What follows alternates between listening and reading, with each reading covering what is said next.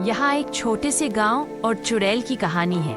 वीरपुर गांव की चुड़ैल हिमाचल की हरी भरी पहाड़ियों के बीच एक छोटा और शांत गांव था, जिसका नाम था वीरपुर। गांव के लोग सीधे सादे और मेहनती थे।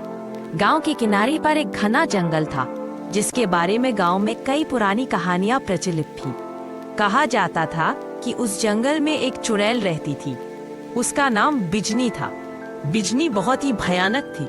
उसकी आंखें अंगारों जैसी लाल थी और उसके बाल उलझे हुए और लंबे थे।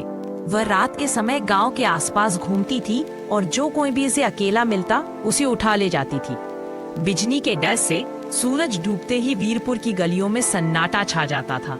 गांव के मुखिया रामलाल ने कई बार लोगों को समझाया कि वह सब सिर्फ अंधविश्वास है, लेकिन जब कुछ लोग सचमुच गायब हो गए तो रामलाल भी डर गए।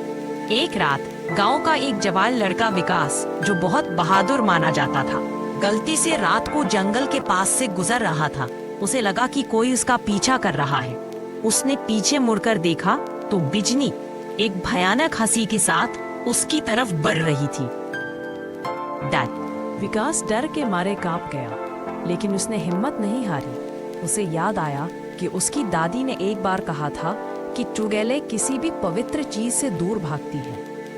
विकास के पास केवल एक छोटी सी हनुमान चालीसा थी, जिसे उसने अपनी जेब से निकाला और जोर जोर से पढ़ने लगा। विकास जैसे ही उसने मंत्र पढ़ना शुरू किया, बिजनी के शरीर से एक तेज धुआं निकलने लगा। उसकी भयानक हंसी चीख में बदल गई। वह पीछे हटी और चालीसा की शक्ति के सामने टिक नहीं पाई। बिजनी तेजी से वापस जंगल की अंधेरी गहराइयों में भाग गई। सुबह होते ही विकास ने ये सारी बात रामलाल और गांव वालों को बताई। गांव वालों ने मिलकर फैसला किया कि वे अब डरकर नहीं जिएंगे।